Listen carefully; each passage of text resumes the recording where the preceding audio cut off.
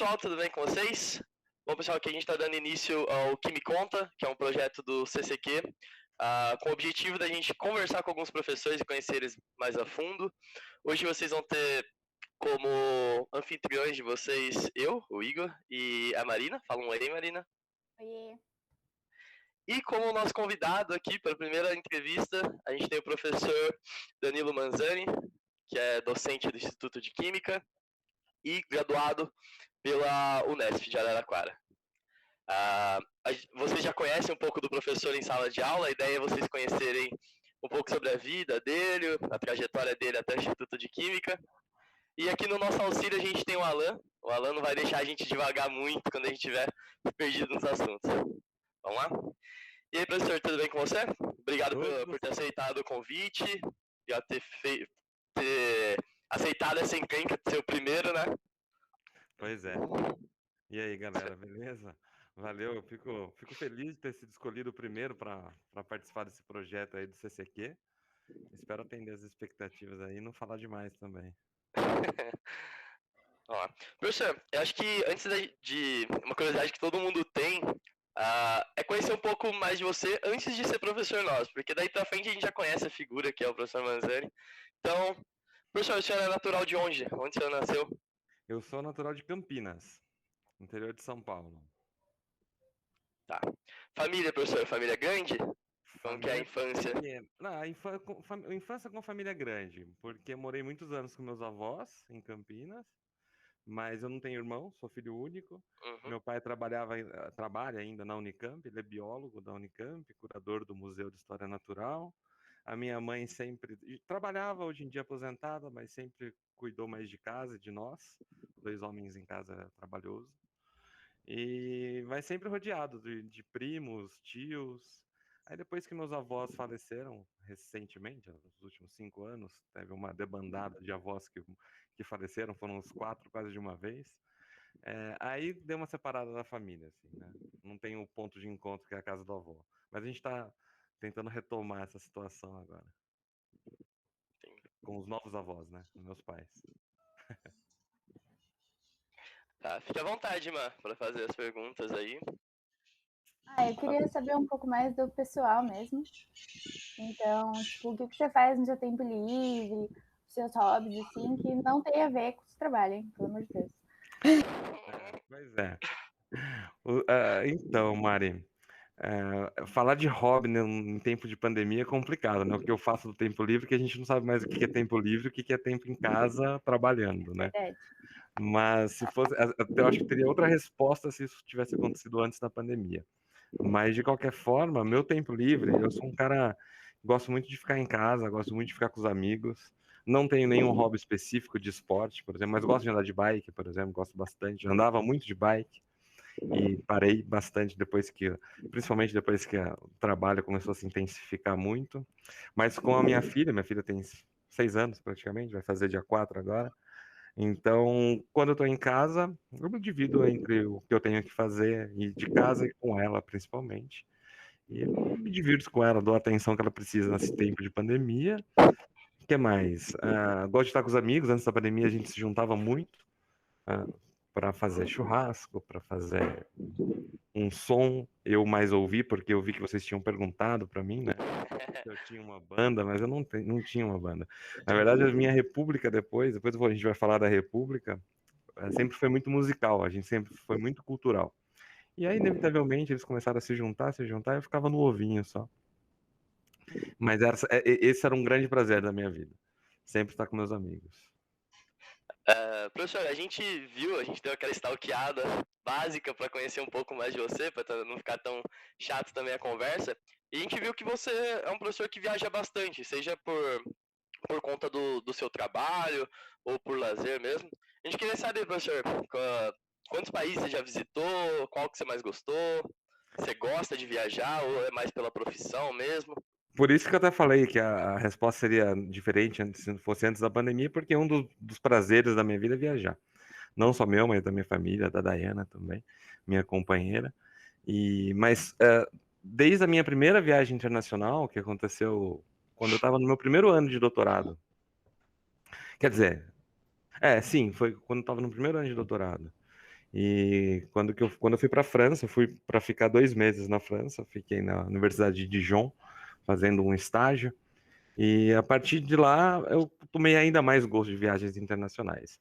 Mas a maioria, grande maioria das viagens que eu fiz foram devido ao meu trabalho, devido à participação de congressos, numa época que tinha um grande incentivo para que a gente fosse apresentar internacionalmente, inclusive nossos trabalhos de pós-graduação, né? A gente tinha financiamento à pesquisa, financiamento à divulgação científica, era muito latente isso no Brasil. Estou falando de 10 anos atrás, até um pouco, 15 anos atrás, entre 15 e 10 anos atrás. Mas aí isso me proporcionou viajar bastante. Eu sempre ia para o congresso em um país, depois estendia 4, 5 dias depois para conhecer talvez um país do lado. E isso fez eu conhecer talvez mais de 10 países. Nossa.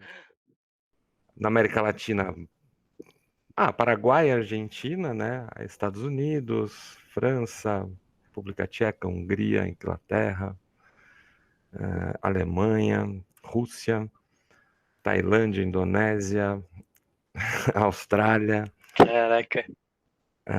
que mais? Malásia, Coreia do Sul. Qual o mais diferenciado desse que você O que eu gosto, pegou uma cultura diferente, assim? O que eu gosto muito, já visitei algumas vezes, é a Rússia. É um país que eu tenho um carinho muito grande, tenho amigos muito, muito, muito fiéis que vieram da Rússia. Na verdade, uma pessoa que veio trabalhar aqui no Brasil, um russo, se tornou um grande amigo na época que ele trabalhava. Eu estava em Araraquara ainda, e aí eu tive a oportunidade de visitar algumas vezes a cidade dele, Nizhny Novgorod, no interior da Rússia.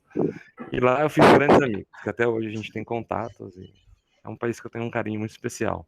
Apesar de não ter sido mais bonito, né? Austrália, morei na Austrália, talvez a Austrália tenha sido o país mais bonito. E Ou você a já Tailândia. conseguiu... Fala, Já Mari. conseguiu levar a Meli para viajar? Já. A Meli, com 1 ano e 2 meses, a Meli é minha filha. 1 ano e 3 meses, a gente foi para os Estados Unidos com ela. A Meli já foi 2 vezes para os Estados Unidos. Uma vez para Orlando, e depois, quando ela tinha 3 anos, a gente foi de novo para Miami. Não, para Miami, e depois para Orlando. Aí eu e a Dai fomos para Disney, e ela só lembra das fotos, tadinha, né? Nos realizamos, né? Disney e NASA, né? E a Meli também foi para a Caraca. Rússia. Já foi para a Rússia e para Dubai. Ela já viajou bastante, a Meli. Tem Dubai, Emirados Árabes também, que a gente visitou. Que legal. Dubai é um lugar que eu tenho muita curiosidade de saber como é, tipo, porque eu imagino todos os lugares assim, o pessoal andando na rua e tudo mais. Eu lembro de imagem como Tóquio, lugares assim.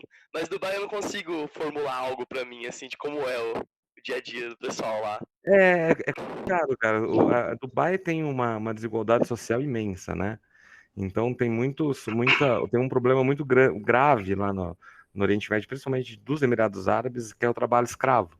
Então, trabalho escravo, eu digo, as pessoas muito pobres, né, trabalham naquelas grandes construções, né, se acumulam no final das obras, embaixo daqueles prédios em construções, esperando o ônibus que levam eles para o alojamento, depois voltam. Mas Dubai tem muitas teses e muitos argumentos que falam que foi construído na base de trabalho escravo, né, escravo do pessoal do Oriente Médio mesmo.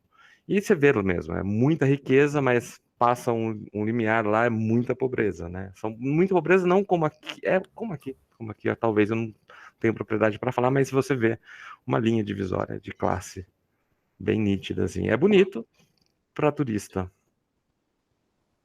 talvez, mas posso estar falando besteira também. Não, eu entendo o que o senhor está tentando dizer. Passei por lá 2 vezes só. Tem mais alguma coisa para perguntar por enquanto sobre essa primeira parte? Essa parte eu gosto. Eu imagino. Ainda mais para alguém que já morou fora, né? Viajar é uma coisa, ficar no país e conhecer um pouco mais é outra. Isso é verdade. Foi uma oportunidade muito legal a época que a gente morou na Austrália, porque a Dai foi comigo, né? Isso foi em 2013, 13, 14. A gente ficou um ano e pouquinho na Austrália. Lá a gente teve a oportunidade de viajar bastante também, mas trabalhar muito também. Lá a gente aproveitava os finais de semana para viajar na região mesmo, porque é lindo, tinha muita coisa para conhecer. E alguns feriados a gente viajou por dentro da Austrália mesmo. Tasmânia, Sydney, Alice Springs, no centro. É um lugar realmente fantástico. Falam que tem um amigo meu que fala que é o único país do hemisfério sul que deu certo, né? Porque realmente é um povo muito, muito, muito parecido conosco, apesar de mais frio, mas é um país muito legal, muito legal, muito legal. Moraria lá novamente, facilmente. O pessoal que não vai, tipo, que nunca foi pra Austrália e tudo mais, e, tipo, não pesquisa tanto, eu acho que tem um pouco daquele... não chega a ser mito, porque é um pouco de realidade também, que tem muita coisa na Austrália que dá medo também, de animais, essas coisas. Sim. Não passou por nenhum perrengue lá, professor? Não, perrengue especialmente não, cara, mas só que a gente tem que ficar esperto. Tem muita cobra em todo lugar, todo lugar. A gente recebia alertas por e-mail que tem uma cobra na escadaria do prédio tal, evitem passar por lá, que estamos chamando a empresa. Aquele negócio que passa na televisão, que tem empresas especializadas que vai lá tirar cobra. Veja, a maioria é da Austrália, porque realmente eles têm uma diversidade de fauna enorme, né? E rica e muito protegida. Então você tem em grande quantidade, né? Tem situações onde na Austrália que tem problemas, né? Até com cangurus, né? Que tem muito canguru mesmo. Mas só que é o único lugar do mundo que tem canguru, então tem que ser protegido. Então é bem bacana. De perrengue, não. É um país que te dá todas as condições. É muito legal mesmo. A gente viajava lá, tanto que a gente viajava na Austrália, não era nem de avião, a gente viajava de camper van, que se chama. Era um carro com uma casa, praticamente. Então você alugava tudo isso, parava em qualquer lugar, dormia com toda a segurança, cozinhava dentro. Era muito bacana. Foi muito bacana. Muitas experiências legais que a gente teve por lá. Visitar a Grande Barreira de Corais. Legal. Qual o bicho mais bizarro que você viu? Lá? Aham. Nossa, bizarra. Ou de mais diferente, assim, sei lá. Diferente foi o diabo da Tasmânia. Foi de bicho, foi diabo da Tasmânia, absolutamente. De bizarro, assim, né? Que o bichinho parece mesmo o Taz, né? Bem Tasmania mesmo. E bizarro, Mário, não é bizarro, mas assim, foram as paisagens mais lindas que eu já vi na minha vida, foi na Austrália, né? Uma pureza, uma proteção, foi realmente marcante a nossa vida. Parece muito real, inclusive. Isso já faz 6 anos. Parece ainda muito real. Conseguiu ver canguru, então, pelo tempo? Eu morava no sul da Austrália. No sul da Austrália era conhecido pela quantidade de cangurus e koalas. Então é natural. Às vezes tem muita morte de canguru em estradas, né? Nos acostamentos eles vivem mortos, porque é que nem cachorro atropelado. É muito canguru. É muito canguru, de verdade. E koala também. Você andava na rua indo em direção à faculdade, leva para cima no eucalipto, tinha um koalinha em cima. Mas ele é super protegido. O pessoal dá atenção à fauna deles. Isso é muito legal. Então, porque, na verdade, a Austrália é um país que tem muitos problemas, mas também tem alguns que a gente deve ressaltar, que é, por exemplo, na década de 90, que o Estado australiano reconheceu a terra como dos aborígenes, né? Os primeiros, a primeira população daquela ilha enorme, né?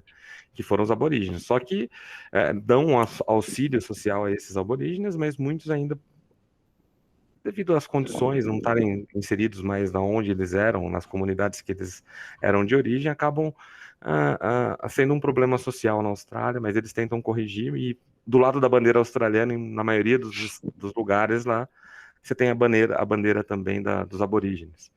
Então, foi um reconhecimento muito bacana do governo australiano, acho que em 1997 isso aconteceu, inclusive tem uma banda chamada Midnight Oil, que faz diversas músicas de protesto falando desse momento político da Austrália. Você tá vendo que eu divago, né? Essa é a ideia. A ideia é a gente conhecer você, conversar de forma descontraída aqui. Falar de outra coisa, sem ser química. Isso. Exatamente. Eu queria mudar um pouquinho de assunto. Queria que vocês falassem da sua tatuagem. explicar essa sua Tatuagem? Aham, A minha tatuagem foi essa daqui, né? essa daí. Essa daqui vou ter que colocar mais uma bolinha. Porque isso daqui é um símbolo aborígene, que significa família, né? Que é o homem, a mulher e o filho. Então, agora minha esposa está grávida. Então, ela, quando Ah, nascer, vai ter que colocar mais uma bolinha aqui agora. pô, Então, meus parabéns, professor. é uma marca que a gente traz da Austrália na pele mesmo. Devido à identificação que tivemos com tudo. Foi muito bom. Que legal. Meus parabéns aí pela notícia. Obrigado. Bom, a gente falou que a ideia é falar de tudo sem falar tanto da parte de química, mas não tem como não entrar no assunto, né? Não.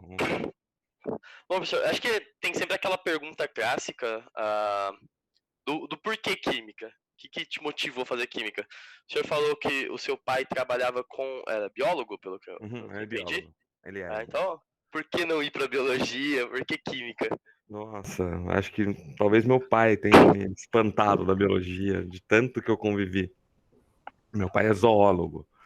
Na verdade, ele é herpetólogo, especializado em répteis. Então, ele sempre trabalhou com cobras, com jacarés. E eu tive uma convivência, eu cresci dentro de um ambiente universitário desde muito pequeno mesmo. Eu sou natural de Barão Geraldo, que é perto da Unicamp, então eu estudava em Barão, então saía da escola, ia para a biblioteca, não tinha internet para fazer pesquisa, ficava tirando xerox de revista, tudo, ficava na sala do meu pai na Unicamp, e aí a convivência era com professores, com técnicos de nível superior, com os alunos, eu sempre estive nesse ambiente, né? Meu pai fez pós-graduação na Unesp, em Rio Claro, um grande amigo, o professor Augusto Abbe, também aposentado já da Unesp de Rio Claro, então eu sempre cresci nesse meio. Muito curioso, mas a minha curiosidade era sempre para saber o porquê das coisas, né? Mas da biologia eu explicava tanto que eu já nem tinha mais curiosidade. E aí, mas só que ele foi o meu grande motivador, meu grande influenciador, obviamente, sem dúvida. Mas naquela época eu gostava de geologia, de arqueologia, na verdade. Eu queria ser arqueólogo. Aí eu comecei a ir mais para áreas de humanas, história. Tanto que meu primeiro vestibular eu prestei para arquitetura e urbanismo na Nossa. Unicamp. Era a primeira turma de arquitetura e urbanismo na Unicamp. Mas aí depois eu vi que não era daquele jeito. Eu gostava ainda da descoberta. Eu sempre fui um cara muito indeciso, né? Eu tô melhorando isso com os anos, mas ainda sou um cara muito indeciso. Esse é um grande defeito meu. Eu preciso, às vezes, ser mais objetivo nos meus propósitos. Não nos propósitos, mas nas minhas decisões. Mas isso a gente evolui, né? Com o tempo. Mas naquela época ainda eu estava meio perdido, tinha 17 anos, por aí. E aí eu fui fazer um cursinho, não passei, fui fazer um cursinho em Campinas e lá eu sempre tive facilidade com exatas, né? E eu gostava muito de química, um professor do cursinho, eu não lembro o nome dele, que era excelente, eu ia muito bem em química. E aí eu prestei engenharia química, na verdade, na USP, e não tinha na Unesp engenharia química. Meu pai sempre falou: eu sou de uma família simples, meu pai é biólogo na Unicamp, sempre batalhou muito para me dar educação boa. E não tinha condição de pagar uma faculdade para mim, então ele falou assim: eu não pago universidade particular para você, porque tinha PUC Campinas, vários. Eu estudava numa escola particular em Barão, então eu estudava naquela época muito boa, né? Não sei como está atualmente, mas fora da minha realidade socioeconômica. E então muitas pessoas iam tinha esse conforto de ir para as públicas, meu pai sempre me incentivando a ir os colegas indo para as particulares, meus pais me incentivando a ir para as públicas, né? E foi que aí eu prestei a Unesp, Unicamp e FUVEST. Na Unicamp, naquela oportunidade, eu prestei engenharia de alimentos, na verdade. Fui para a segunda fase, não passei na segunda fase da Unicamp. Da FUVEST, eu não fui fazer a prova, porque eu não lembro exatamente como que aconteceu, mas aí passei na Unesp, só que na Unesp não tinha engenharia química. Eu queria engenharia química porque naquela época eu achava que engenharia química era a mesma coisa que química, e o engenheiro poderia ganhar mais dinheiro que o químico, e ganha. E não tinha só química em Araraquara, e tinha um curso Eu não lembro exatamente, era o começo de engenharia química lá em Lorena, era um campus lá de Lorena. Hoje em dia tem, é lá em Lorena, inclusive. E aí eu passei em química em Araraquara, na escola naquela época, escola do professor Valdemar Safiotti. Naquela época não, já era Instituto de Química, mas ainda era muito presente a, a, a, o nome do professor Valdemar Safiotti, que foi quem inaugurou, na verdade, quem trouxe o curso de Química para a Unesp de Araraquara. Naquela época a Unesp só tinha, hoje ou ontem, comemorou 45 anos, né? Então, quando eu entrei, ela era uma universidade jovem, tinha no máximo 30 anos. Então, estava se estabelecendo, mas era um curso de muito destaque na época do Estado. E aí eu vim para Araraquara, já conhecia Araraquara porque eu vinha com meu pai fazer uns trabalhos, ele vinha fazer uns trabalhos, eu vinha com ele para pegar jacaré, um amarelo de preservação, nada a ver. E aí eu conheci Araraquara, fui para Araraquara, fui fazer a universidade, falei assim, vou fazer química, vamos ver qual é que é. E aí eu me apaixonei tanto pela química quanto pela vida universitária. Foram os dois motivos para eu continuar no curso em Araraquara. E talvez mais até a convivência universitária fora de casa. Era essa a pergunta? Eu começo a falar e perdi o foco. Não, era justamente isso que a gente queria saber. Mas tinha algum motivo especial pra você escolher Araraquara ou foi só porque, tipo, você passou Não, porque lá? foi a única que eu passei na época. Entendi. Foi lá que eu passei. E aí eu vim, eu sou filho único, né? Foi um baque para minha mãe, um baque enorme, na verdade. Para mim não, eu adorei. E, na verdade, foi fundamental para minha formação. Eu não me vejo o Danilo que eu sou hoje sem ter passado por o convívio em república desde o meu primeiro dia em Araraquara. Isso foi uma divisão da minha vida importante. O senhor falou da sua mãe e uma dúvida que eu tenho já que surgiu aqui. Sua mãe era daquelas mães protetoras que não queriam que você fosse? Como que é? Porque a minha eu não posso falar muito, porque minha mãe, quando ela soube que eu passei, foi uma alegria pra ela, assim. Então, tipo, ela nunca foi de prender tanto. Mas eu sei que, imagino que ainda antigamente, que era mais ainda travado, assim, as pessoas. Então, antigamente, pô, Igor, não é tão antigamente. É pra pegar no pé, pô. Oi, Igor. Mas sabe que meus pais nunca me travaram em nada, muito pelo contrário, sempre me incentivaram muito aquilo que eu tinha decidido na minha vida. Porque eu sempre fui muito, apesar de eu não ser muito objetivo, quando eu falei da objetividade, eu sou muito certo quando eu tomo minhas decisões. Eu não tomo decisão, eu não me arrependo de decisões que eu tomo. Se eu tomei, é que eu pensei muito. E é aí que eu falo da minha falta de objetivo. Até eu chegar nessa conclusão, eu demoro. Eu processo para ter certeza daquilo que me arrependi de algumas coisas. Já, mas são coisas que realmente foram por erro meu. Mas nada que demais. Mas meus pais sempre confiaram, acho que sabiam disso, né? E sempre me deram total apoio para ir com dificuldade financeira. Minha avó me ajudava para ficar em Araraquara. No começo eu não tive bolsa, nos primeiros anos.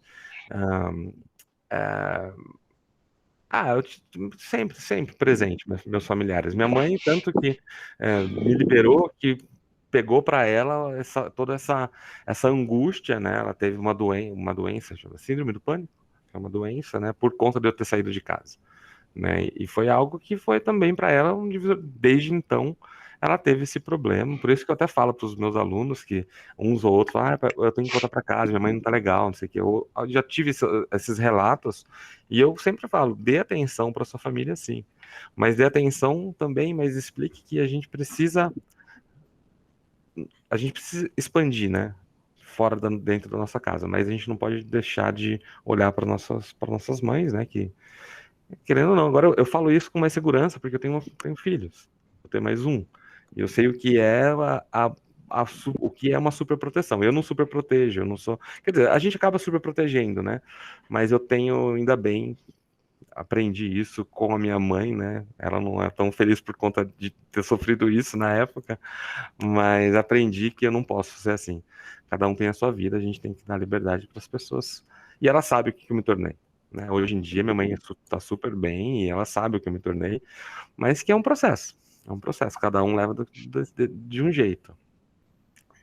Mas foi complicado. Foi uma época complicada. Mas foi legal. Você pensou em voltar para casa, assim, tipo, transferir para Unicamp, alguma coisa assim, nessa época? Deixa eu lembrar, Mari. Eu acho que no meu primeiro ano, eu até pensei em transferir para a Unicamp, mas eu não tinha a dimensão de como minha mãe estava de saúde, entendeu? Eu acho que mais uma superproteção dela era não transparecer que ela estava mal, por conta de eu estar fora, entendeu? Isso piorou, ela puxou tudo para ela e não compartilhou comigo, né? Então isso eu não sabia que muito bem o que estava acontecendo. E de um outro motivo, mas nem tão forte, era que eu tinha uma namorada na época também. Mas aí isso daí já durou só um semestre. Depois dos próximos semestres já não pensava mais na volta, não. Minha mãe também retomou a saúde mental dela aos poucos, né? Mas retomou bem, foi bem melhor. E aí a gente resolvi ficar, ainda bem. Escolhi ficar. Ainda bem pra todo mundo. É. Ainda bem pra gente, inclusive. Fico feliz, Igor. Feliz, porque. Só, Pode falar. só confirmando, meu áudio tá ok ainda? Que alguém ligou pra mim e interrompeu aqui. Tá. Mas fica à vontade, tá? Vai continuar. Eu sei que você tava com mais dúvida aí. Desculpa interromper. Eu queria que você contasse um pouquinho da sua convivência em rap, né? Desde o primeiro dia. Não é todo mundo que se acostuma. Eu queria saber o que foi bom, o que foi ruim. Como eu falei, Mário, foi para mim foi foi fundamental para minha formação pessoal e profissional também, porque eu acho que é uma coisa conversa com a outra, né? Quando você evolui pessoalmente, você leva para sua profissão também aquilo lá que você aprende, né? Como eu disse, eu sou filho único, sempre fui a atenção sempre foi pro meu lado. Devo ter sido super protegido, né?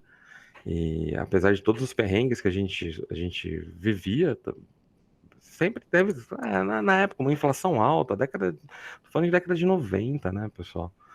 Então, aí eu fui para a República, isso foi um choque, né? Porque eu ia sair de casa para morar com mais 6 pessoas. 6 pessoas. Era uma república chamada Muquifo, a República. É uma república da Unesp de Araraquara. E era conhecida como a única campeã do Interrepúblicas, que é um campeonato de futebol de Araraquara, entre repúblicas de Araraquara. E na época eu não jogo bola, não sei jogar bola. Inclusive, se vocês convidassem meus amigos para falar de dentro de um campo, tem histórias bizarras. E eu ia jogar, eu entrava em quadra. Mas é um desastre. Era mais para o saco da galera do que para jogar bola. Mas enfim, aí a convivência, aquele negócio de dividir quarto, já começou o baque para mim, né? Dividir quarto, dividir as compras, e aquilo lá foi me tomando gosto, a convivência, a divisão, a compreensão, o momento de todo mundo novo, né? Chegando no mesmo lugar. E aí eu vivi o quê? Um ano nessa república, depois eu mudei para outra república, que dois amigos meus tinham inaugurado, tinham começado ela. Aí eu mudei para ela depois de 2 anos, para essa república, em 2013, 3, eu acho. Foi para Rocha, chama República Rocha. E era Rocha porque na frente tinha um portãozão fechado, que parecia a prisão daquele filme. Era só por isso. E aí que começou mesmo lá eu fiz amigos que são meus amigos até hoje, amigos da vida, todos químicos, todos eles são químicos, na verdade, trabalham, são formados. De todos, acho que sou o único que seguiu a carreira acadêmica para professor. Os demais estão em empresas muito bem colocadas, por sinal. Aí teve uma segunda geração da República Rocha também, que eu participei. Eu participei, então, durante a minha graduação, saí para fazer mestrado, voltei para o doutorado e voltei para a República. Voltei para a República, fiquei durante 1 ano e meio do meu doutorado na República, e depois eu saí porque eu acho que o Cremoso sabe disso. Chega uma hora que você tem que se autoavaliar, né? Se você está trazendo algo legal para aquela casa, para aquela turma, se você não está o chatão agora, né? A galera quer fazer churrasco, você tem que escrever o relatório da sua bolsa. Então, eu resolvi sair também, morar com um amigo meu, um amigo francês. Moramos durante um tempo juntos também. Aí depois eu casei e fui para a Austrália.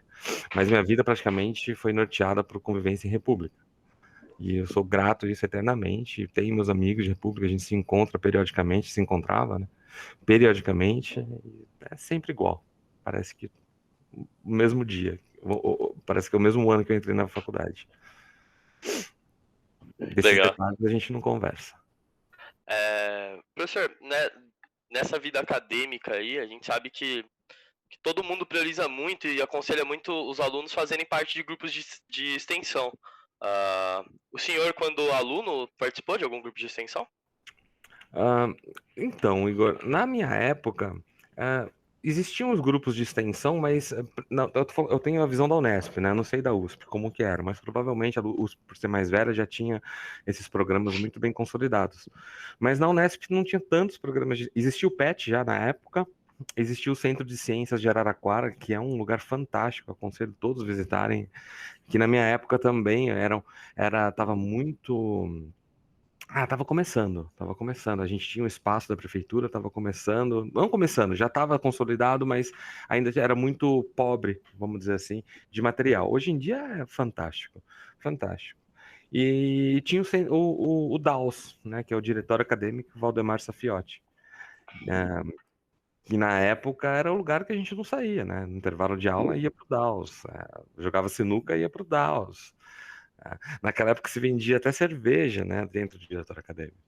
Então, acabava as aulas, a gente ficava jogando sinuca e tomando cerveja com os professores. Uma interação muito legal mesmo, sabe? E aí, eu sempre fui muito ligado à política, né? Desde de 98, naquela época, me filiei ao PT em 98, e desde então acompanhava toda a movimentação política dentro da Unicamp, né?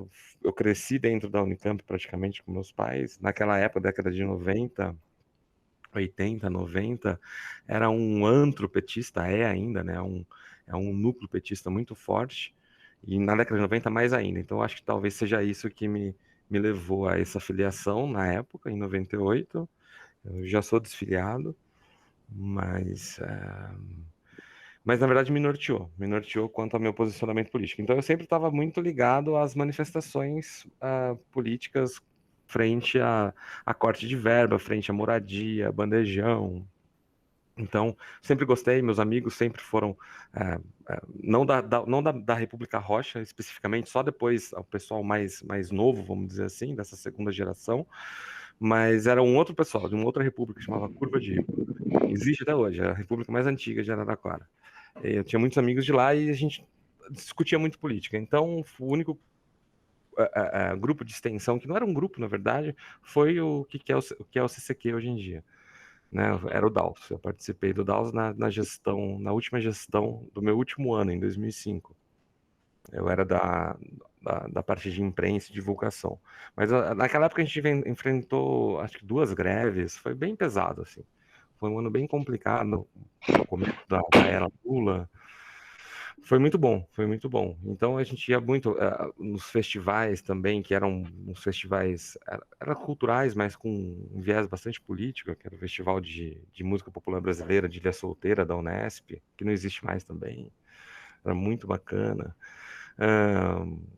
O que mais? O DCE, as reuniões do DCE aqui no UFSCar, mas era mais voltado para o centro acadêmico, que é o diretório acadêmico. A gente chama de diretório acadêmico lá em Araraquara. O Ademar Safiotti. O PET não, o PET nunca passou perto de mim, porque eu também não era um aluno PET. Durante minha graduação, não fui um aluno PET. Eu não tinha notas excelentes, porque naquela época o que contava muito era notas. Era sempre nota, nota, nota, nota. Aí foi pro saco, né? Não era um aluno excelente a nível PET. E hoje em dia a gente sabe que não necessariamente os grupos PETs têm alunos excelentes em nota, né? Que eu acho que isso não é o fundamental. Isso não é baliza, não baliza nada, não baliza ninguém. Nós temos pessoas excelentes, excelentes no grupo PET aqui do IQISC, excelentes, excelentes. Pessoas que eu aprendo constantemente. E que não necessariamente tem notas, o cara só tira 10. Não necessariamente. Hoje em dia tá diferente eu comentar daquela época e dessa época agora, né? Uhum. Mas o PET eu fui ser, tanto que foi uma surpresa para mim, né? Participar como tutor do PET. Eu nunca imaginei, nunca imaginei. E o convite surgiu pela professora Ana Cláudia mesmo, que ela me procurou. Ela vendo as minhas ações aqui dentro do IQISC, e eu gosto de movimentar mesmo, de fazer projetos que tenham um cunho social, né? Um cunho mais voltado para uma razão mais aonde a gente consiga passar extramuros o que é feito na universidade. E o PET é uma bela de uma vitrine para isso. E aí a Ana Cláudia veio me dando esse desafio, falando que ela ia sair. Eu falei, você não quer assumir? Eu falei, ai meu Deus do céu, eu, PET, né? PET, né? Como? E foi a melhor coisa que eu fiz, na verdade. Um grupo que, assim, eu ainda eu tô em débito com o grupo PET por conta da pandemia, né? Porque eu me tornei tutor do PET em setembro de 2019. Quando eu tava esperando 2020, falar, putz, vamos arrebentar, né? Aí veio a pandemia e nós tivemos que nos adaptar, nos adaptar para atividade, para aquelas atividades que eram presenciais serem todas virtuais. E aí aquela relação, aquele olho no olho, aquela emoção, né? Foi inevitável minimizar, né? Um pouco. Mas foi excelente. Do mesma forma, foi excelente. Foi excelente. Um grupo fantástico. Me orgulho muito de fazer parte. Então, eu queria saber por que você decidiu prosseguir com a carreira acadêmica, então. Por que eu insisti? Na carreira acadêmica.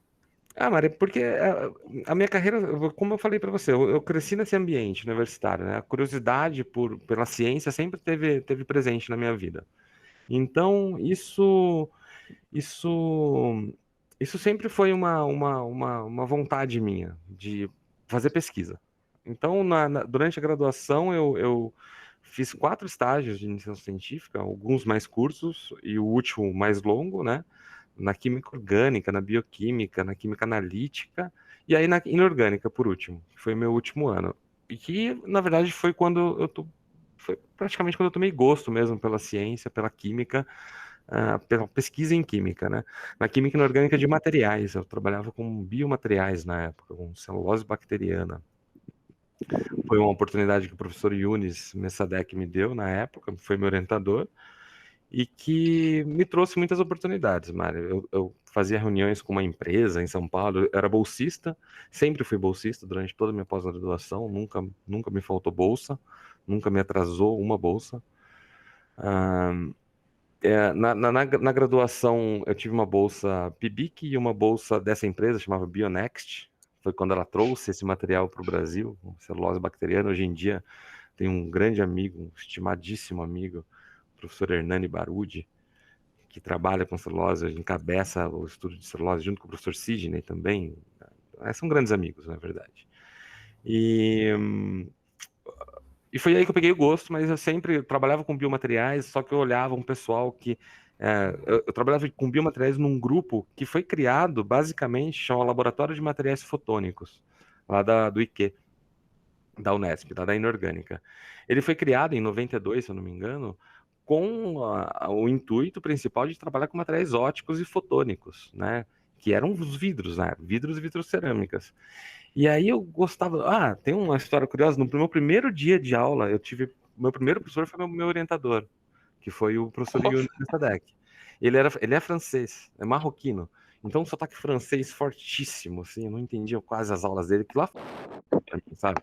Nossa, eu tenho aula com um professor com sotaque francês, um caipira, né, chegando na universidade, né? E assim, deslumbrado. E não, eu lembro, depois ele falou que trabalhava com fibras óticas, eu lembro até hoje desse momento no corredor, eu pedindo um livro de fibras óticas para que para eu conseguisse entender o que era.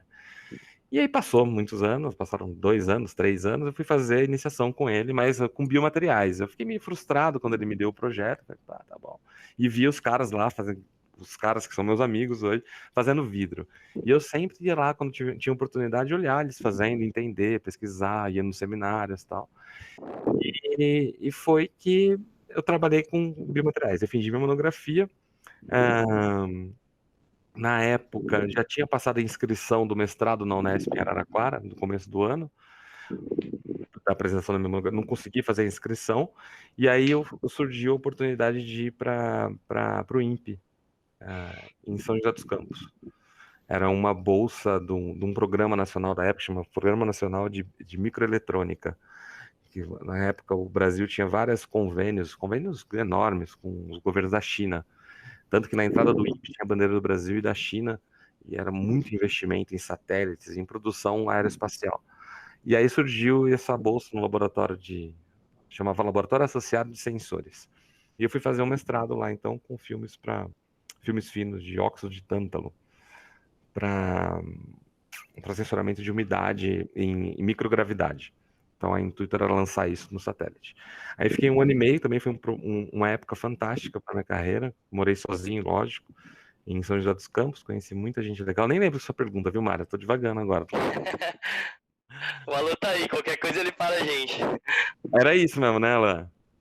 Tá certo. Tá certo. Então tá certo.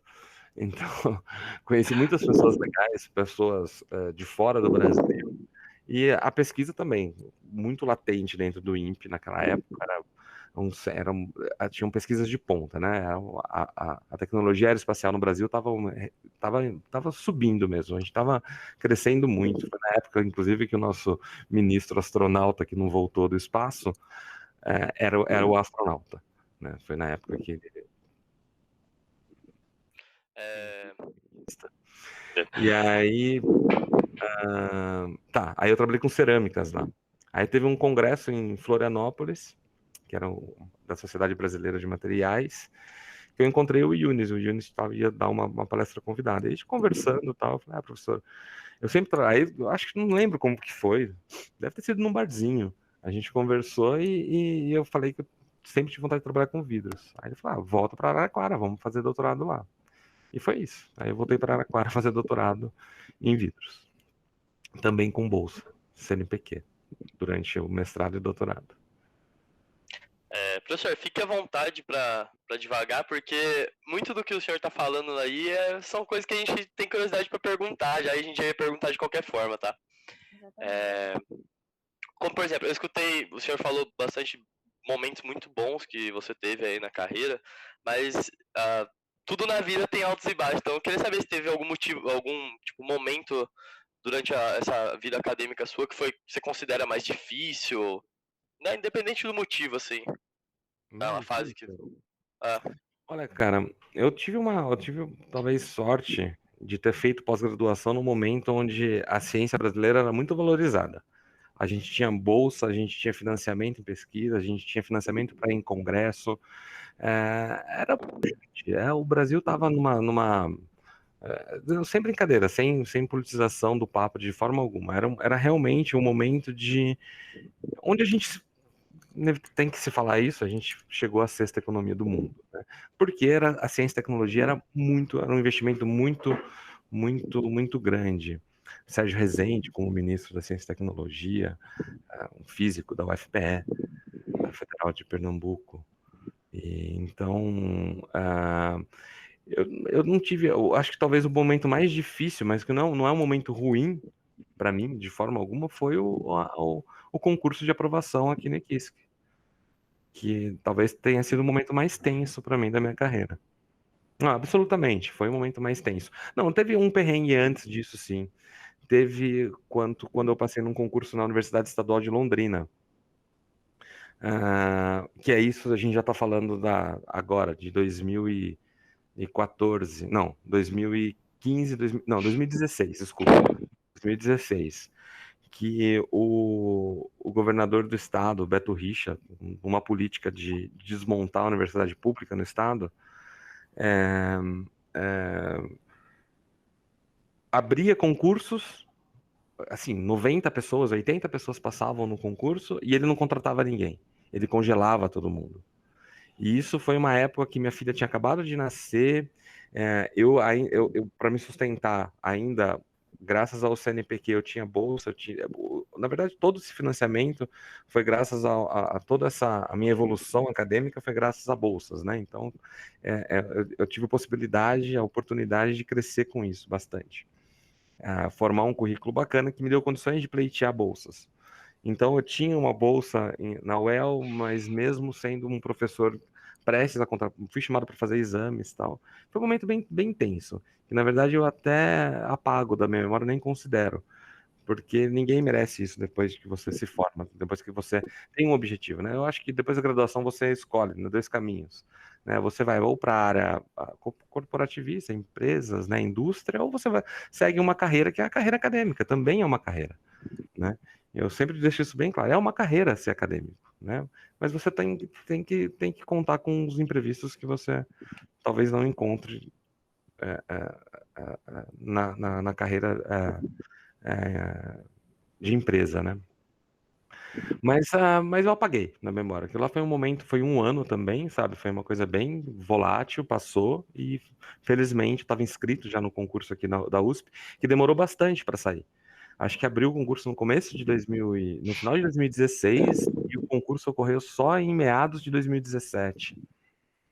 Então demorou bastante também, porque foi uma época onde teve um contingenciamento de concursos absurdo. Até 2015 tinha muitos concursos abertos, muitos, muitos, muitos. Depois de 2015 acabaram e acabou, né? Não tem concurso. Hoje você vê um concurso para professor de inorgânica, por exemplo, a exemplo do Instituto de Química da Federal de Goiás, recente, tiveram 92 inscritos, né, para uma vaga. Né? Na época não se via isso, se via uma média, estou falando de entre 2010 e 2015, era uma época que eu também não estava procurando concurso, né? Eu estava fazendo meus pós-docs, estava de pós-doutorado, era o quê? 20, 30 candidatos por vaga, né? Razoável. Hoje são 90, são muitos doutores aí que estão procurando um posicionamento, que tentaram seguir essa carreira, mas infelizmente, de novo, uma influência política brutal, injusta e covarde, né? Acabaram com a carreira de muitas pessoas, né? Tá. Por isso que não tem como não politizar, né? Porque eu digo isso por conta, o cara fica politizando, por exemplo, não é isso. Eu vivi, eu sofri as consequências de uma má administração, de um sucateamento de ensino público, né? Porque o ensino deve ser público, gratuito e de qualidade para todo mundo, né? Para todo mundo. E um cara que luta contra isso está lutando contra a sua própria nação. Eu queria saber depois da graduação, assim, até você chegar aqui no Unikisk, o que te motivou a continuar fazendo pesquisa e... Você diz depois que eu fui contratado? Não, depois da sua graduação, tipo, quando você entra no mestrado, que fez... Mário, foi isso. Foi essa sequência, sabe? Foi exatamente essa sequência. Fui fazer mestrado num projeto muito bacana que me inseria numa área, estava me inserindo numa área totalmente diferente, assim, da química, né, que a gente conhece. Meu mestrado é em engenharia, né, em engenharia de materiais. Então, eu tive contato com outros profissionais e aí você começa a ver o quão grande que é a ciência, né? O quanto que a gente, com o nosso conhecimento, a gente pode contribuir em áreas que não necessariamente é da sua especialidade. Quer dizer, você pode contribuir com a sua especialidade em áreas que não é da sua formação, melhor dizendo. Então, isso sempre me motivou. Ver o desenvolvimento científico, ver o que a ciência traz para o desenvolvimento social, sabe? E foi meu projeto de carreira. Meu projeto de carreira sempre foi me tornar, então, um pesquisador, né? Inicialmente um pesquisador antes de docente. Depois quando eu entrei em aula na UEL, pelas primeiras vezes que eu peguei turmas de alunos, eu vi que eu gostava de ser professor, porque eu conseguia ser o que eu sou com os meus alunos. E eu acho que é isso que talvez faça vocês gostarem de mim, assim, que vocês falam que não, eu tô falando isso porque já recebi muito feedback legal de vocês, assim, sabe?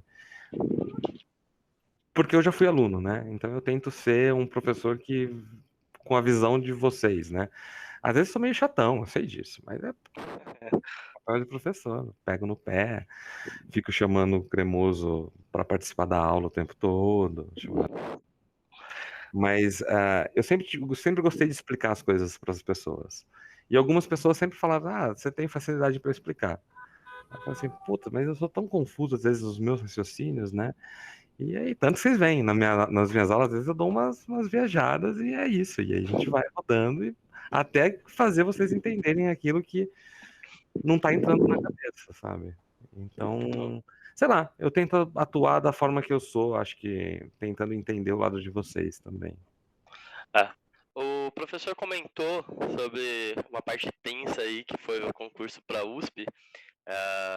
E eu imagino, porque, querendo ou não, pra gente que é aluno, quando vai prestar o vestibular lá, todas as universidades a gente sabe que é muito difícil entrar em todas, mas quando fala o nome USP, eu acho que dá um susto um pouco maior pro pessoal que, tipo, sempre quis ir pra lá. E eu imagino que pros professores deve ser o dobro. O senhor pode falar um pouco sobre o processo? Tipo, por que era tão tenso? Como funciona? Então, cara, assim, o nome USP nunca me assustou, assim, sabe? Porque eu vou ser sincero, eu sempre tive muito a Unesp dentro de mim, assim, e orgulho da onde eu vim, da onde eu formei. Mas, assim, atualmente, antes de falar do processo, eu me orgulho demais de ser professor da USP. Assim, orgulho mesmo. Na verdade, é a realização de um sonho, né? A USP é poderosa, né? Sempre foi, né? É a poderosa USP, né? No estado de São Paulo, no Brasil, na América Latina. E eu nunca pensei, putz, eu vou me formar, a trajetória vai acabar na USP. Não, né? Não. Eu tava na UEL, tava bem mal. Foi uma época muito muito triste mesmo para minha carreira, quase desistindo da minha carreira. E aí, como eu falei para vocês, meus amigos sempre foram os meus confidentes, os caras que me tiravam daquele quando eu estava muito mal, sabe, onde eu queria estar, né? Minha família e meus amigos, né? E era uma época muito tensa, e tinha o aniversário de um amigo meu em Araraquara. E aí eu estava inscrito no concurso da USP, eu tinha até desencanado, porque o governador do Paraná falava tanto, sabe, alimentava tanto os nossos sonhos, que a gente ia ser contratado e nada. E aí eu estava na esperança que seria naquele ano. E aí foi o aniversário do Snif, um irmão meu, bem mais jovem que eu, inclusive, mas é o meu irmão, um irmão. E eu falei assim, pô, Dai, eu acho que eu vou lá para Araraquara, tava em Londrina, eu vou lá para Araraquara comemorar o aniversário dele, e era um feriado prolongado em Araraquara. Ela falou, vai sim, vai ver seus amigos, vai no churrasquinho. E eu vim pro churrasco, né? Vim no churrasco, fiquei no churrasco, no domingo era o churrasco, na segunda-feira ia ser o sorteio do tópico, aqui na USP, aqui em São Carlos. Aí eu já tava assim, tal, não tava estudando especificamente os concursos, aí eu falei assim, sabe de uma coisa? Eu vou lá ver o que eles vão pedir, qual que é esse tópico, qual que vai ser sorteado, né? Porque assim, aqui era um edital com 10 tópicos gerais, né, de química inorgânica. E aí, na segunda-feira, a gente iria conhecer os outros 10 tópicos selecionados dentro desses 10 tópicos iniciais. Entendeu? Então, eram tópicos que a gente não saberia pelo edital. Aí eu falei, pô, o sorteio ia ser na segunda de manhã, na terça seria a prova. Aí eu fui ver. Lógico, estava em Araraquara, falei, vamos lá. Aí saiu um tema, saiu a lista, né, dos temas. Eu falei, poxa, legal. Como que foi? Poxa, legal os temas. Acho que eu vou ficar. E fiquei. Porque na terça-feira seria o sorteio da prova escrita. Que aí, na terça-feira, então a gente conhecia os temas na segunda, na terça-feira, dentro daqueles 10 temas, eles sorteavam né? Alguém sorteava um tema e a gente teria que dissertar. Teria 1 hora de consulta, né, do material que você tem, e aí, depois dessa 1 hora, você tem que dissertar sobre aquele assunto. E aí, quando eu vim para cá, conheci os candidatos que estavam inscritos, eu falei, nossa, né, tinha um pessoal pesado de Araraquara, eu falei, putz, né, vamos lá. E aí eu, naquela situação tensa e tal, conheci o tópico na terça-feira e era um tópico que eu estava dando aula, inclusive, na UEL. Então teve uma boa parte de sorte também, né? É um sorteio, né? Então saiu, acho que eram compostos iônicos e aplicações, uma coisa assim. Eu fiz a prova e aí eu falei, vou esperar o resultado, né? Saiu o resultado, eu fiz a melhor prova escrita. Falei, poxa, né? Acho que o negócio tá confluindo na direção.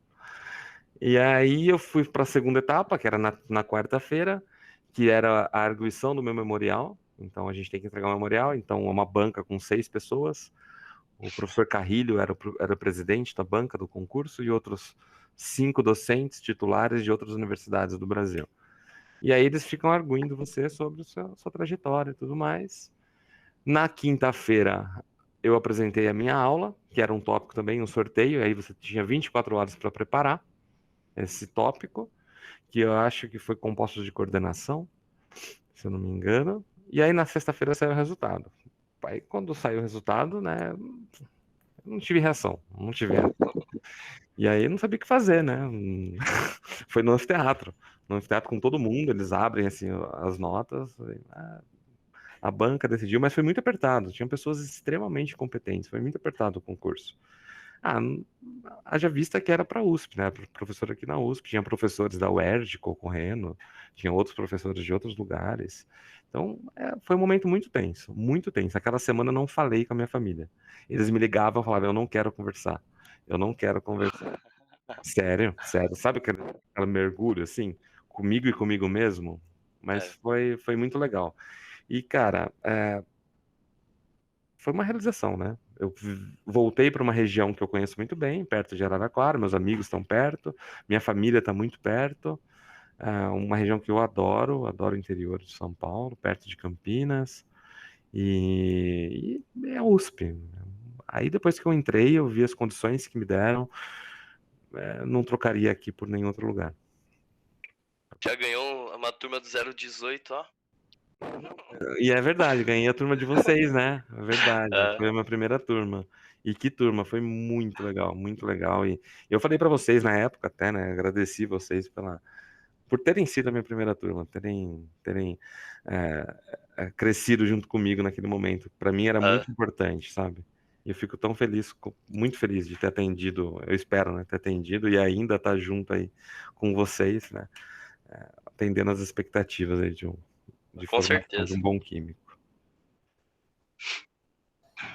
Aí, Mário, tá ficando curta. Eu tô falando mais que os entrevistadores. Mas a ideia é essa. Então, Tava numa semana tensa, semana passada, cheio de coisa pra fazer. Eu até falei pro Igor, vamos mudar esse negócio que não vou falar tão relaxado. Tá vendo? Igor? Tá vendo? Demorou um aninho tentando arrumar a data. Ô, homem ocupado. Professor, agora a gente tem um pouquinho mais de perguntas tipo, que a gente queria saber mais nessa parte já de você como professor da USP, com laboratório e tudo mais. A Marina até faz iniciação com o senhor, pelo que eu sei. Faz. E aí a gente tem algumas perguntas aqui. Você comentou um pouquinho sobre o PET.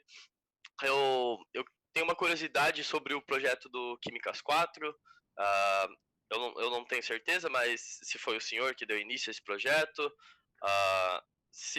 tipo, como que é coordenar esse projeto? Porque eu particularmente gosto muito, eu acho que muitas das pessoas que aparecem ali no projeto para falar sobre os temas, sobre as áreas de pesquisa, que esse projeto dá oportunidade, eu me sinto realizado em muitas das entrevistas que já foram feitas lá. Queria saber um pouco mais sobre esse projeto. É muito legal mesmo, cara. Igor, foi uma oportunidade que o professor Hamilton me deu, logo que eu entrei. Logo que eu entrei, tanto que a gente começou no segundo semestre de 2018, o professor Hamilton, se eu não me engano,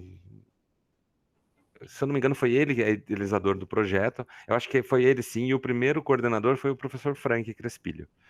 E eles já traziam pessoas de renome, trouxeram pessoas excelentes da Unesp, da USP, trouxeram na época o professor Sérgio Mascarenhas, a professora Vanderlan. Eu não vou me recordar as pessoas que trouxeram, mas sempre foi. O Químicas 16 foi direcionado para trazer essas pessoas grandes, vamos dizer assim, importantes dentro da ciência, né? Para a nossa comunidade e para a comunidade externa, trazer um pouco da ciência extramuros mesmo. E aí, em 2018, o professor Hamilton, no estacionamento, conversando comigo sobre esse projeto, que ele se orgulhava muito desse projeto, que realmente é genial, me convidou, então, para assumir a coordenação do projeto, me dando essa oportunidade incrível, na verdade, e desafiadora, né, porque eu tinha acabado de chegar, e o professor Fábio, junto comigo. Então não foi idealizado por mim, não. Mas o que a gente mudou, nós não mudamos, na verdade, mas foi talvez uma iniciativa minha. Falei, vamos ver se esse nome da USP é forte mesmo. Tá, vamos ver se o meu @usp.br é forte. E aí eu me arrisquei, então, a convidar. Primeiro, comecei na minha zona de conforto, né? Convidei o primeiro convidado foi meu orientador, foi o professor Yunis Messadek. Foi o primeiro convidado. Aí depois eu trouxe o professor Sidney, que foi meu supervisor de pós-doc, um grande amigo meu e um cara que eu me espelho cientificamente. Depois foi o professor Zanotto. Aí até que o Carrilho chegou pra mim e falou: pô, que é essas palestras só de vidreiro, só vem falar de vidro. Calma, que eu tenho que me adaptar. E foi muito engraçado, inclusive. E aí foi que eu comecei a galgar, sempre pedindo opiniões do professor Hamilton, né? Do Carrilho, do Fábio, com indicações de nomes e tal. E eu também montando a minha lista para que a gente tentasse entrevistas, palestras com pessoas realmente de destaque. E foi assim que a gente conseguiu, cara. Tanto que no final de 2018 a gente conseguiu uma palestra com o Marcelo Gleiser, né? Que aí eu falei, porra, o pessoal falou, caramba, né? Você conhecia ele? Eu falei, não, eu mandei um e-mail para ele. Sabe? Mandei e-mail @usp.br, pô, vamos atender. Essa palestra em particular é a que eu mais gostei até hoje. Eu gosto muito do bom. projeto, eu acompanho muito. E eu não conhecia o Marcelo, e depois que ele foi até o Químicas 4, desde então eu acompanho todos os vídeos dele no YouTube, o canal dele é muito bom, inclusive. É muito legal. O Marcelo Gleiser, ele foi um dos caras que me despertou a curiosidade da ciência, né? Ele escrevia para Folha, no Caderno Ilustrada, todo domingo. Era era um artiguinho curto de ciência. Sempre trazia uns tópicos muito interessantes. Isso no começo de 2000, década de 90. Ele escreveu durante 20 anos, eu acho, na Folha. E aí foi muito legal. Na verdade, foi meu pai que falou: por que você não chama o Gleiser? Eu falei, Paulo, você acha? Eu chamo meu pai de Paulo, não chamo de pai. Eu falei, pô, Paulo, você tá doido? Não, tenta. Eu falei, vamos ver o @USP, ver se funciona. E funcionou.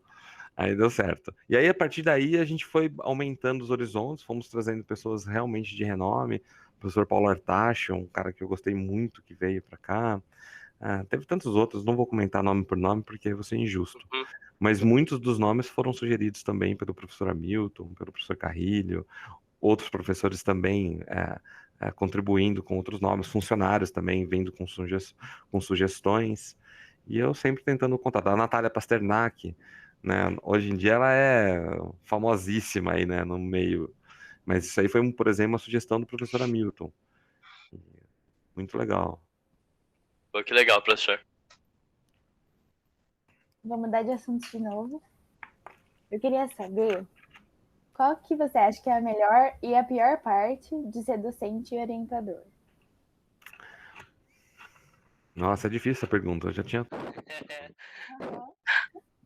A melhor parte é eu conseguir exercer minha profissão com todas as condições que a USP me dá, que o Instituto me dá. Eu consigo, do ponto de vista profissional, eu consigo realizar e pensar que eu posso realizar aquilo lá que eu não é sonho, eu digo assim, realizar o que eu acho que é válido dentro da minha área de pesquisa, de exercer a minha profissão de professor. Eu acho que eu vi nesse canal uma beleza ainda maior, além de ensinar, mas também de conseguir ter acesso aos alunos e formar também, ajudar na formação cidadã dessas pessoas, que não acaba depois que você entra no ensino superior. Eu acho que a universidade é importantíssima nessa etapa.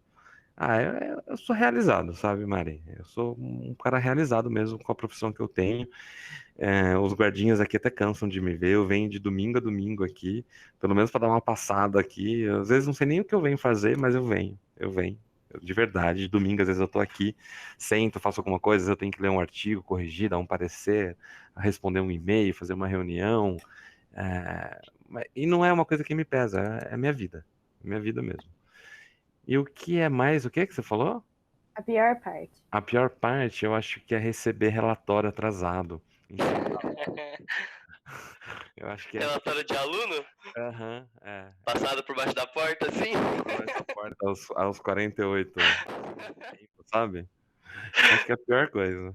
Odeio fazer Esse essas cara. coisas. Não foi pra você essa, viu, Mário? Faz relatório antes. Eu sei como é, porque eu já entreguei uns par dele assim, hein? Seu orientador deve ter amado, né? É, eu entreguei ainda na fase como aluno, ainda nem tava na iniciação. Tá. É, Bom, professor, a gente terminou esse primeiro bloco aí de perguntas e tudo mais. E a ideia agora é a gente fazer um joguinho interativo aí. Ixi, A, Maria. a ideia desse jogo é a gente fazer um ranking com todos os professores que participarem. Vamos ver como vai ser o desempenho aí. E é dar uma descontraída pra gente sair um pouco e depois voltar para algumas outras perguntas para acabar aqui, tá? Eu não sei se você conhece, a ideia é a gente fazer algo parecido com o Mega Senha, para ser mais sincero, algo igual ao Mega Senha, não sei se você já viu esse programa. Eu já ouvi Ah, falar. a gente tem algumas palavras selecionadas aqui Ixi, Maria. e você vai ter que acertar qual que é a palavra que a gente tem aqui. A gente escolheu uma palavra, ela tá aqui separada. E a gente vai dar algumas dicas para você. Vai falar outras palavras que são relacionadas com ela. Pode ser antônimo, pode ser palavras que são sinônimos. Quer ver? Eu vou pegar uma aqui para você entender.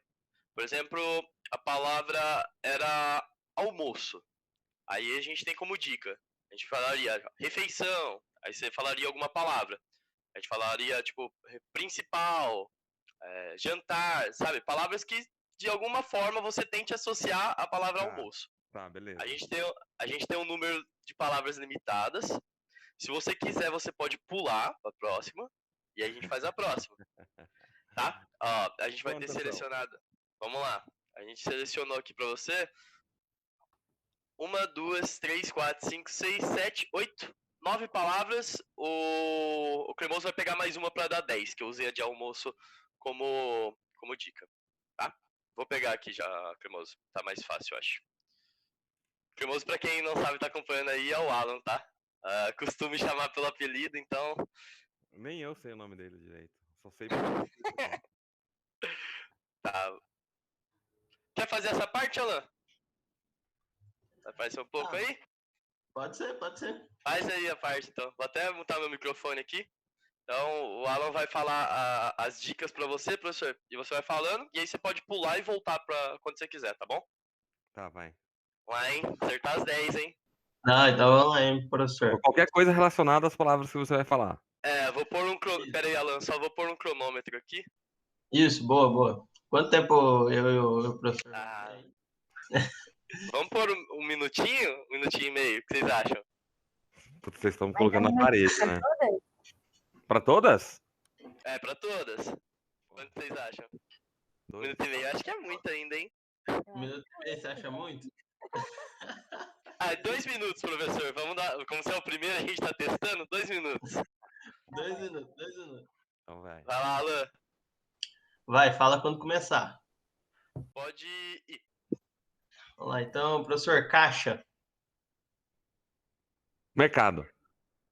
do inglês. Box. Boa. Amigo, República. oposto. Inimigo. Boa. Transporte, Público. ar, Condicionado. hélices. Helicóptero. Boa. Prisão, Solto. lugar. Presídio. Quadrado. Cela. Boa. Alimentação. Bandejão. Bebês. Papinha. Leite. Materno. Pula essa, vamos para a próxima. Início. Fim. Princípio. Começo. Boa. Animal. Canguru. Frio. Pinguim. Câmera. Ação. Pula essa. Pula. Animais.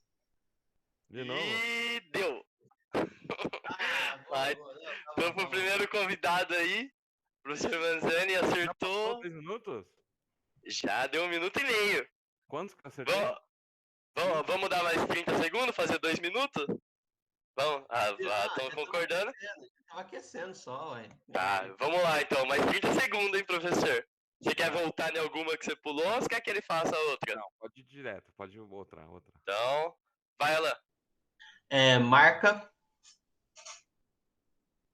Marketing. Pele. Cordeiro. Agulha. Vacina. Não, vai, pula pra última. Fogo. Água. Madeira. Queimada. Acampamento. Fogueira. Boa! Boa. Aí, deu. Deu? Deu 30 segundos. Aí, ó, conseguiu acertar mais duas ou mais uma nesses 30 segundos essa? Mais uma. Tem que ser 2 minutos, cara. 2 minutos. Então, o professor Manzani, em 2 minutos, ele conseguiu acertar 6 palavras. Você quer saber quais eram as outras palavras, professor? Era o animal lá, o que era? Nossa, Olha não, lá, essa foi ruim. Pode falar, Alan, pode falar as palavras aí. Ó, a primeira que era alimentação, bebês e leite, a senha era mamadeira. Mamadeira. Isso. Aí a do animal, frio e câmera era foca. Coloquei o câmera na esperança de ter um trocadilho. É verdade. Mas é isso. Acho que eram essas duas. Né? Era isso, Não, né, tinham gente? animais também. Ah, sim. Esse do animais eu não cheguei a falar, mas era animais, lugar e cidade e era zoológico a senha. Ah, tá. Ah, e teve a da marca, que era marca, pele e agulha e era tatuagem. Tatuagem. Tatuagem, era isso. A falar de Não, mas agulha, foi bem. inclusive, Foi bem, foi Não, bem. não, bom, cara, é mais difícil do que parece na pressão do tempo ali. Foi melhor que 5 bolas, fez 6 aí, ó. olha aí, cara. Então, primeiro ranqueado nosso aí das entrevistas, professor Manzani, 6 respostas certas. Boa. Mas fica à vontade. Você tem que falar assim com todo mundo, tem que falar devagar com todo mundo, não pode falar rápido as palavras. Não vai melhorar sua performance, não. Não, Não, a gente vai até manter o número de dicas para os próximos convidados. E quando a gente chamar vocês de novo, pra vocês contarem sobre novidades, sobre os projetos de vocês aí na faculdade, aí a gente aumenta para 5 para facilitar para vocês. Tá, beleza. Senão vai ser injusto. Mas fique à vontade para continuar aí, para esse outro bloco nosso. Tá.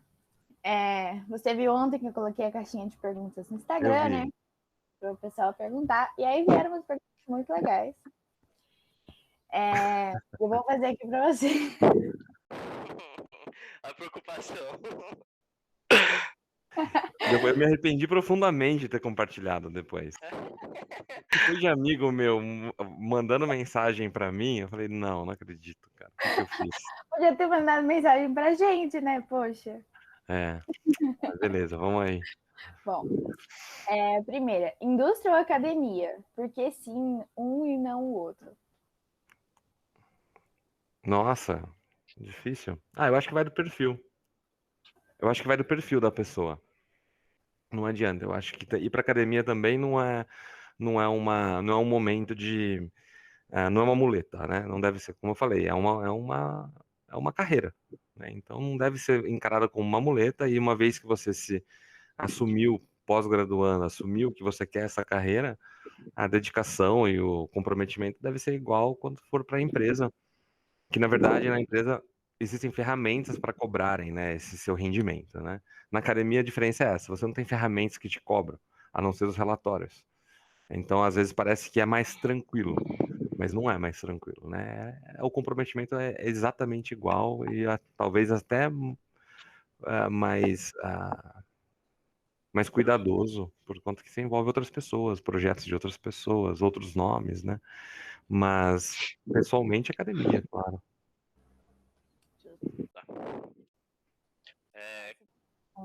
Desculpa, Posso pode fazer a falar. segunda? Tá.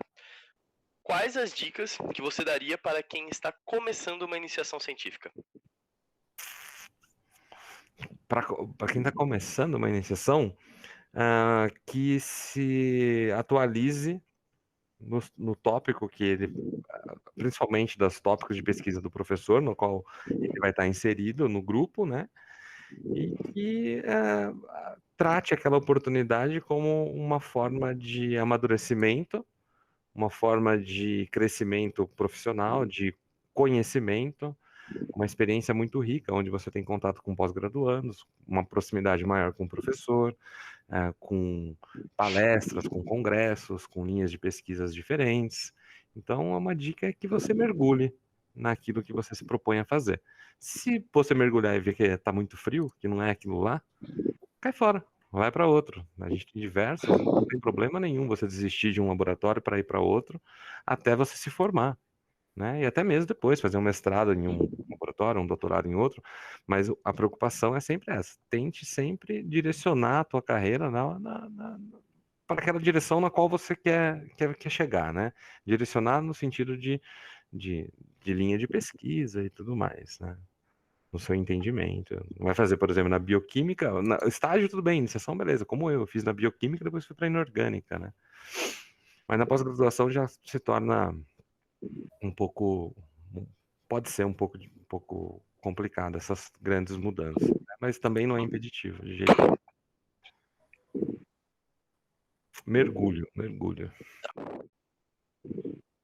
Posso ir? Pode ir? A próxima que fez foi um amigo seu, hein? Ai, sério? Qual que é o nome dele?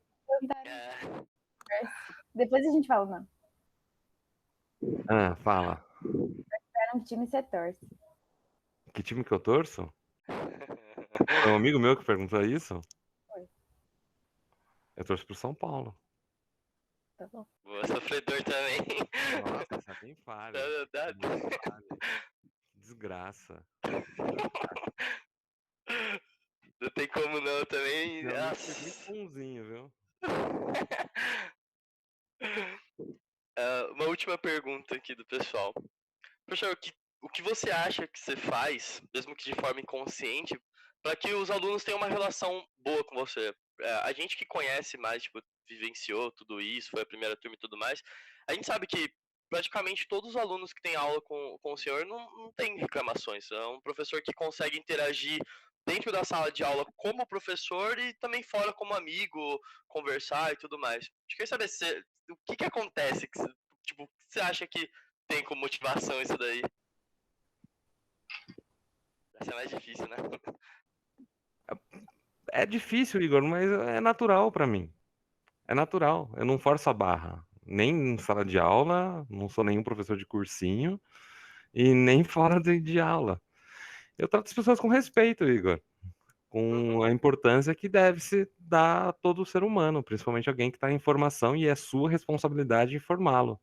Não de formá-lo, mas ajudá-lo a formar, né? Não só um bom profissional em química, mas um ser humano consciente, um cidadão consciente, dos seus deveres e obrigações. Eu já fui aluno. Eu acho que a palavra é empatia, é você saber agir, ah, saber agir ah, da forma que você recebe o feedback, sabe? Não sei bem como falar, mas eu acho que é isso. É agir da forma que eu esperaria que um professor agisse comigo, talvez. Obviamente que isso é complicado. Tem muitos alunos que, muitos não, mas é a minoria dos alunos, mas existem alguns que não conseguem diferenciar isso. Mas aí a questão é de maturidade mesmo, né? Que o cara é legal, então então é sussa, né? Então às vezes eu tenho que dar umas puxão de orelha, vocês sabem, listas imensas, uma prova um Porra! pouquinho mais pesadinha, normal, né? Normal, eu tenho que avaliar vocês, né? Eu acho que a gente tem limiares na vida, né?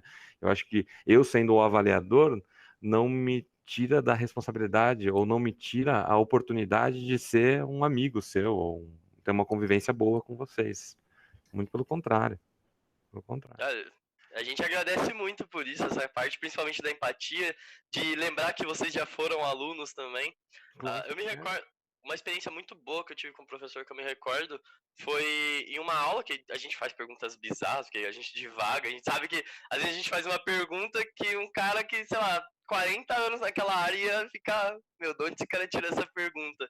E eu me lembro do professor sendo sincero, porque a pergunta era bizarra, não vou me recordar agora, mas era, tipo, realmente bizarra, e o professor falou, ó, eu não sei isso, mas na próxima aula eu trago. E na próxima aula, se tem falta, tava lá a resposta, e a gente divagou muito sobre aquele assunto, e rendeu a aula. É Então normal, eu acho que é Igor. isso. Eu acho que é isso. Eu acho que o não saber é quase uma.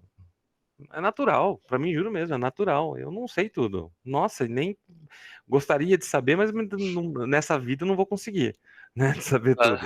Então eu aproveito as oportunidades de aprender, né? Você me traz uma questão que eu não sei, eu vou pesquisar para aprender. Então eu passei para vocês a informação correta e aprendi também. Entendeu? Então é uma troca tão mútua, tão gostosa, tão. É demais, é demais, é demais. Demais mesmo. É um tesão da aula. É um tesão.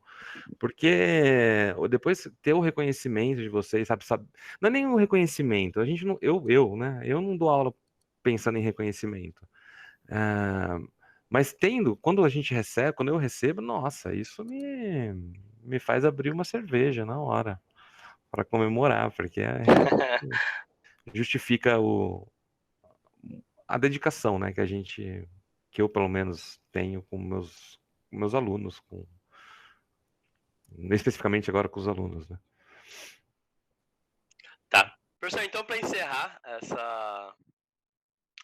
você quer perguntar mais alguma coisa, Ana? Fique à Não. vontade. Não? Bom, professor, então para encerrar esse papo nosso aqui, eu acho que rendeu bastante, a gente falou de muita coisa aí que eu acho que vai ajudar algumas pessoas que vão assistir o vídeo, que estão com dúvidas. A gente falou de república, a gente falou de situações boas, situações ruins e tudo mais. E eu acho que esse papo vai ser muito interessante para o pessoal assistir. Mas para encerrar, você tá desde o começo da entrevista falando que é ruim responder perguntas rápidas. Vamos terminar com pergunta rápida, hein? Fala a primeira coisa que vier na cabeça aí. A gente tem 11 perguntinhas aqui para fazer para você. Responde rápido. De preferência, 2, 3 palavrinhas, hein?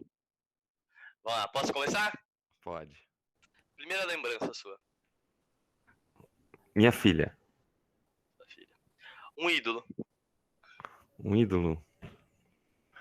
Cara, eu não tenho ídolo. Não tem um ídolo?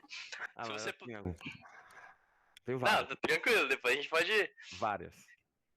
Se você pudesse ser uma pessoa por um dia. Essa é ótima. Eu gostaria de ser o Bolsonaro para renunciar. Um sonho. Um sonho? Igualdade. Uma música. Uma música? Todas do Chico. Meu maior medo é? Morrer. Um arrependimento. Não tenho. Um defeito? Falta de objetividade nas falas. Se você pudesse presenciar um evento histórico, qual seria? Um evento histórico? Qualquer um. Mesmo que não existisse gente lá. Nossa, mas que difícil. Essa... não sei, cara. Tá, a gente volta nela depois. Felicidade é? Estar com os amigos. O professor morreu, passou pelo maior medo dele. Quem foi Danilo Manzani? Quem foi? Quem cara foi? Sonhador, que sempre viveu. Um bom vivan. Que legal, professor. Quer voltar nessas duas que a gente deu uma pulada? Você que sabe, senão... Um momento histórico? Momento histórico, qualquer um. Seja na área da ciência, seja política, qualquer coisa. Você tem a oportunidade de voltar no tempo ou ir pra frente pra olhar alguma coisa. Nossa, mas tem muita coisa bacana, né? Tem. Muita coisa bacana. Nossa, momento histórico. a posse do Lula. Beleza. E qual que foi o outro? O senhor falou de ídolo, se quiser falar, senão não precisa. Ídolo? Ah, eu tenho vários na ciência, mas eu admiro muito os trabalhos, toda a contribuição de Albert Einstein. Que legal. Eu pensei em vários, se eu ia responder. Não, tem vários, né? Tem vários. Acho que é uma Tá. contribuição de tanta gente, né? Que não é difícil você falar de uma pessoa, né? Bom, alguém quer fazer mais alguma consideração? Alguma coisa? Deixar algum recadinho pro pessoal aí? Não? Tá tranquilo? Tranquilo? Tá tranquilo? Bom, professor, então fica pra gente agradecer por ter aceitado o convite dessa ideia louca nossa, a um projeto que a gente pensou com carinho durante pelo menos um ano inteiro aí. E falei pra você. E eu falei pra você que a gente ia fazer funcionar esse ano. Eu agradeço você ter colocado a cara a tapa, ter vindo ser o primeiro aqui, sem ter nada ali pra olhar antes. Agradeço a Marina por ter acompanhado eu nesse primeiro programa. E o Alan por ter mantido a gente na linha aí. E só falar pro pessoal que não necessariamente nos próximos programas, com os próximos entrevistados, o pessoal que vai estar aqui na direção vai ser eu e a Marina, mas que todas as pessoas que vão estar vão ser capacitadas e que a gente está aí para aprender com o que foi esse primeiro programa. Então, se você tiver alguma crítica construtiva, a gente vai deixar lá um muralzinho de perguntas para vocês fazerem, para vocês falarem. Façam críticas construtivas, é sempre bom. E pro próximo convidado, mandem perguntas, pessoal. A gente vai deixar a caixinha lá, mandem perguntas, porque você viu que é um momento que a gente coloca eles ali, ó. Eles pensam para responder, tá bom? É legal. Obrigado pela oportunidade aí, Igor, Marina, o Cremoso. Mas é muito legal o projeto, é bacana, é legal. Tira a gente do nosso conforto de só falar de ciência, do instituto e tudo mais, e a gente acaba conhecendo as pessoas mais, não intimamente, mas de uma forma diferente. É muito legal, muito bacana. Tá, realmente, obrigado. Parabéns. Aí o convite e foi muito gostoso. Valeu, Mari, valeu, foi muito bom. Obrigado. Alan, quer falar alguma coisa?